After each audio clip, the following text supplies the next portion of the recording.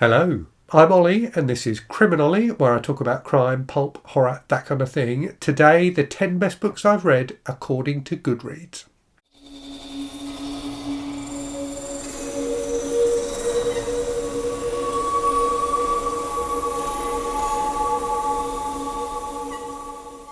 So I've shamelessly stolen the concept for this video from Jolene at Bookworm Adventure Girl, who I saw do it a couple of weeks ago. I'm not sure if it's original to Jolene. It feels like one of those types of videos that probably does the rounds on BookTube. I thought it was an interesting idea, so I thought I would give it a go. And actually, the results of it for me have been really, really interesting. So I'm actually going to end up doing two versions of this video, and I'll get to the why of that in a minute. So the idea for this is you look at all the books that you've got logged as read on GoodReads, you rank them by or sort them by average rating, so the average rating that everyone on GoodReads has given them, and then you find out what your top 10 is. What Jolene also did, what I'm going to do, is discount any books that have less than 1,000 ratings. So there's quite a few things I've got that were, in that top 10 for me that only had like 20, 30 ratings or something like that. So I'm only going with books that have got more than 1,000 ratings for it to be a statistically significant sample, I guess would be how you'd phrase it. So 10 books to talk to you about. Now the thing that's really, really interesting about this is only one of those 10 books is a traditionally published adult novel. Now, obviously, the vast majority of the books I read are traditionally published adult novels.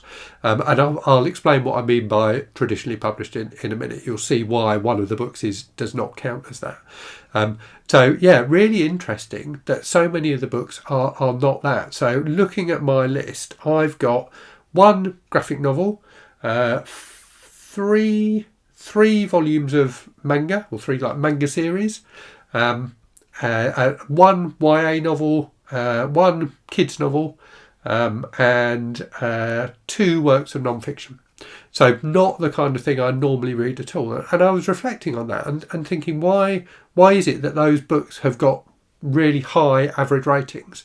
And I think it's a combination of different things. So I think with manga, I think, or certainly my perception is that fans of manga are really, really, the series they love, they really, really, really love, and are probably very inclined to give them a 5-star rating.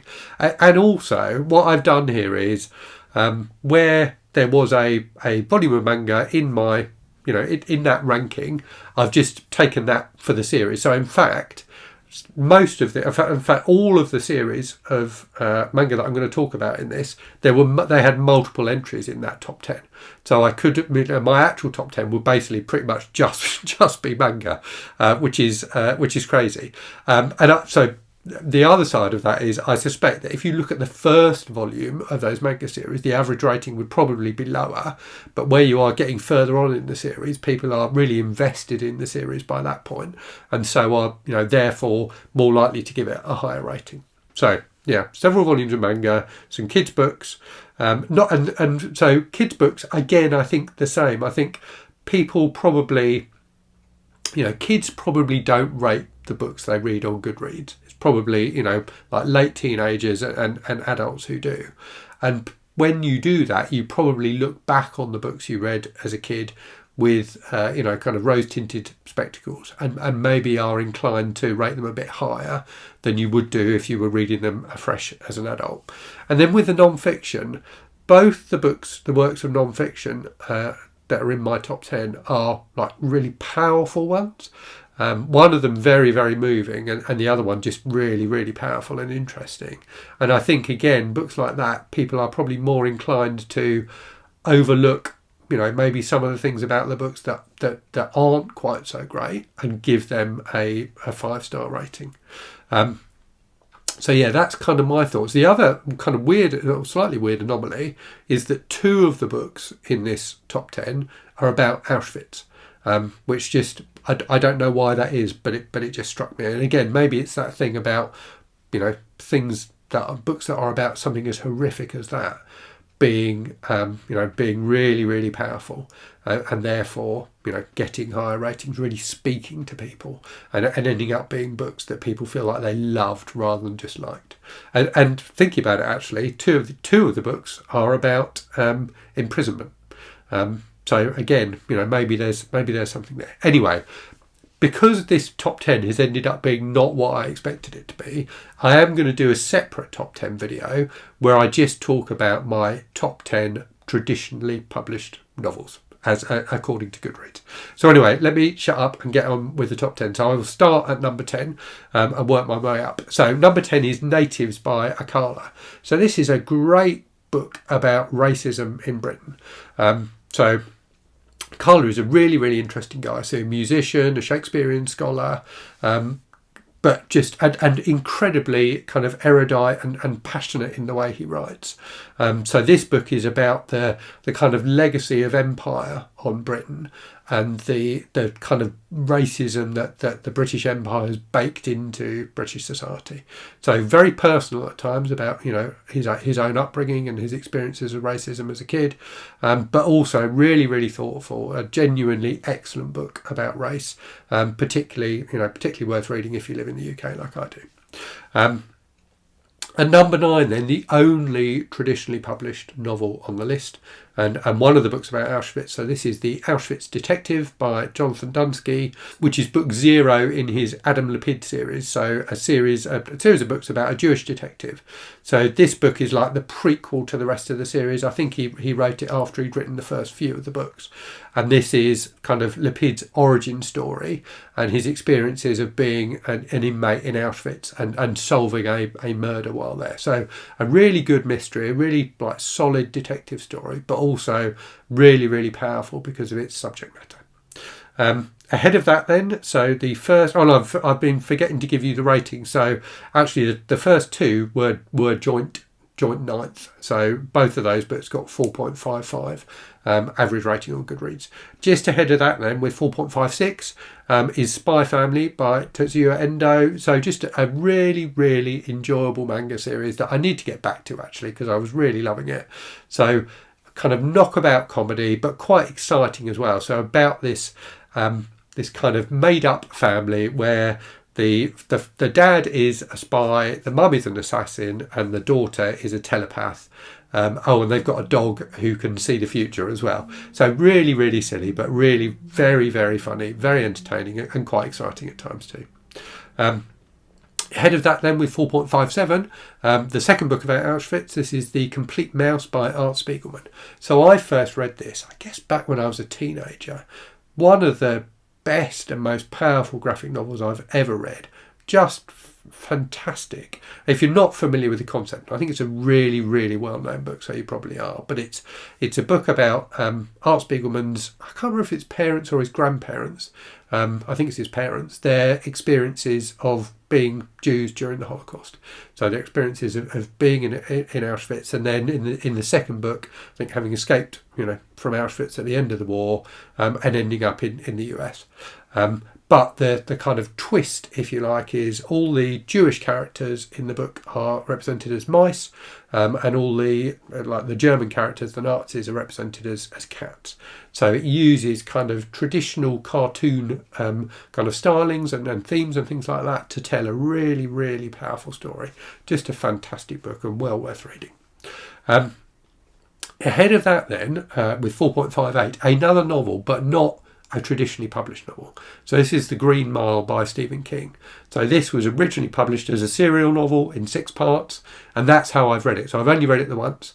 I read it month on month as it came out back in, I think, the very early 90s, and really, really enjoyed it. So I remember the experience of going to the newsagent to buy the next instalment when I knew it was due out, and the thrill of waiting, the anticipation of waiting for the next book, the next instalment to come out. A really, really fun way to publish a book, and I wish more people would do that. I know Amazon did, and I can't remember what it was called, but they did a Kindle service for a while that was, for serialised novels, and I think it never really took off. But I think it's a really interesting way to experience fiction. And The Green Mile is a great story. So again, a prison set story. like I guess you could say that the Auschwitz stories are prison set stories, but there is another book about imprisonment on this list as well. But yeah, maybe not King's, maybe not my favourite of King's books. I think it can be a little bit kind of sentimental at times, but it is a really, really solid story, and as I say, the serial kind of telling of it made it really enjoyable when I first read it.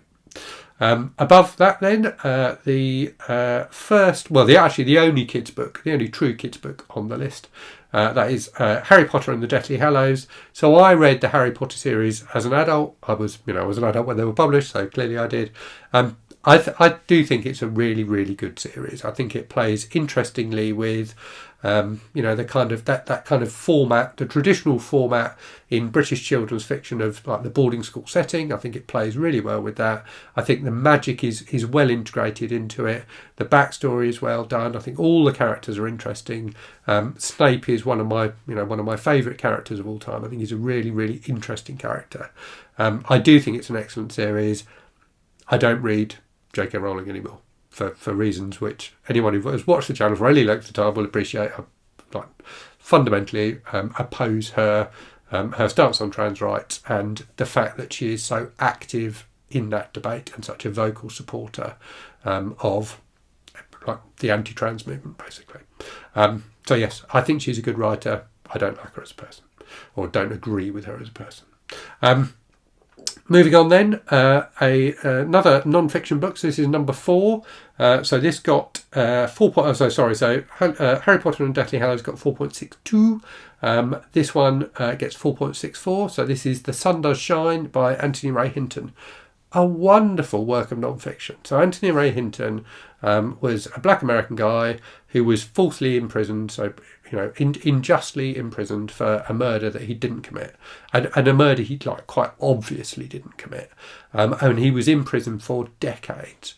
And this is one of the most forgiving, hopeful books I've ever read. He's so full of love and forgiveness towards the people who put him in this horrific situation. It boggles my mind that someone could be that forgiving. It's a really good book. It's really gripping. As you follow his battles to try and get free. Yeah, really gripping, really moving, really hopeful. Just a wonderful, wonderful book. And this book I think was on Jolene's top 10 as well. Ahead of that then, a YA book that I read during a weird phase of my life when I read a bit of YA. So this is A Court of Mist and Fury, the second of the A Court of Thorns and Roses books by Sarah J. Maas. This got 4.65.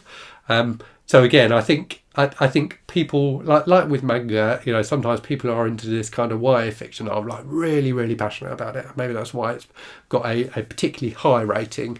So this is I enjoyed this series. So the first 3 books, I'm not sure if there's how many books there are in the series now, but I read the first 3, and then there was a 4th one, and enjoyed all of those to a degree. And then there was a 4th one, which was a novella, which I thought was dreadful, and I just gave up on Sarah J. Maas after that. But the first 3 are fun, so they are kind of fairy tale retellings. They're quite spicy for a YA book. I was quite shocked by how explicit they were. But they are, kind of entertaining mixes of, kind of fantasy and romance, like dark fantasy and romance, I guess. So yeah, I enjoyed those. I wouldn't go back and read them again, but I did enjoy them at the time. Okay, 2 more books to go then, and these are both manga. If you've been kind of keeping track as you went along, you probably would have guessed that. So next up then and in fact they are joint first, so they both got 4.70 average rating. So the first of those is Berserk by Miura Kentaro. So I haven't by any means read all of Berserk, but what I have read I did think was really good, and I should go back to it at some point because I was enjoying it. So a very dark, grim, kind of medieval fantasy type thing about this young guy called Guts who becomes a powerful swordsman, about his experiences in a terrible kind of war-torn land. There's some great kind of battle scenes. It's really, really gripping and gritty at times, but has really interesting character dynamics as well between Guts and a few other characters. So it's a very rich story. It's not just kind of action and violence, which you might expect if you were to just flip through a few of the pages. It has got a real depth to it, and I can see why it's so well regarded. Okay, and then finally we have Monster by Naoki Urasawa, another manga series. This one I have finished. There are 9 volumes in Monster in total. I really thought this was a great story. So this is, it's got that kind of 70s spy thriller vibe to it. So it's about this doctor who is working in Germany. This young kid gets brought in who's suffered from a gunshot, and the doctor saves him. The kid turns out to be a twin, so he has a twin sister, and there's all sorts of weirdness going on in their background, and the doctor ends up kind of trying to investigate what's gone on with them. And the story just spirals and spirals and spirals. There's this massive backstory about this kind of creepy orphanage and things like that. It's just fantastic. Really, really gripping. Has a fantastic central cast of characters. But the thing, and I've said this before when I've talked about it, the thing that impressed me so much about it is the way that Naoki Urasawa tells this long story. So it's 9 thick volumes of manga. In a kind of an episodic way, so it's got the feel of like a TV show or something like that. In that there's lots of bits where the hero will kind of travel around and meet different characters and get involved in their lives in some small way and help them. But you never lose sight of that overarching story as well. And a lot of these incidental characters that get introduced are really, really well fleshed out in a very few pages. You really get to know them and feel for them. So yeah, I thought it was a really, really excellent series. I think the artwork's fantastic as well. So I can see why it's so well regarded. So yes, that is my top 10 books. As I said, I will do a separate top 10 of traditional novels as well, because that's what I was expecting this list to be. I was very surprised there were so many books, or so few books, that were traditionally published novels on it. Anyway, hope you enjoyed that. Let me know in the comments if you've read any of the books I talked about and what you thought of them. And as always, thank you very much for watching. Hope you're safe and well out there. Hope you're reading good stuff, and I'll speak to you again very soon. Cheerio.